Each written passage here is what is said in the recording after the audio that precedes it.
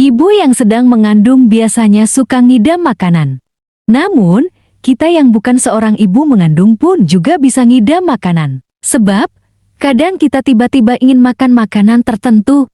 Namun, ada juga yang mengatakan, ini merupakan cara alam sadar memberitahu tubuh bahwa kita membutuhkan zat gizi tertentu. Misalnya, kita tiba-tiba ingin makan daging. Artinya tubuh sedang kekurangan protein dan zat besi. Namun, apakah hal itu benar? Ternyata semua itu tidak sepenuhnya benar. Sebab saat ngidam, kita cenderung ingin makan satu jenis makanan dan tidak bisa digantikan. Misalnya, kita tiba-tiba ingin makan daging karena tubuh butuh protein. Namun, yang perlu kita ketahui, bahwa sumber protein itu bukan hanya daging.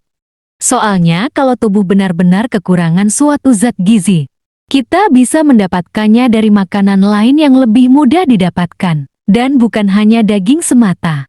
Lantas, apa sebenarnya yang membuat kita ngidam atau ingin makan makanan tertentu? Ternyata, ada beberapa hal yang membuat kita tiba-tiba ingin satu makanan tertentu, dan berikut alasannya. Yang pertama, stres. Orang yang sedang stres cenderung punya keinginan untuk makan makanan tertentu dibandingkan dengan orang yang tidak merasakan stres. Dan yang kedua, yaitu kekurangan tidur. Orang yang kurang tidur biasanya kekurangan hormon dan membutuhkan banyak tenaga. Karena itu, mereka biasanya punya keinginan untuk makan makanan tertentu.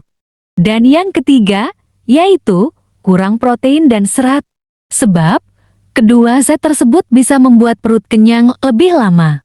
Sehingga, saat kita kekurangan protein dan serat, itulah salah satu penyebab terjadinya perut mudah lapar. Sehingga, kita pun suka ngidam beberapa jenis makanan atau ingin makanan tertentu. Kemudian yang keempat, memiliki pantangan makanan. Beberapa orang punya pantangan makanan, misalnya tidak boleh makan makanan yang manis atau berminyak.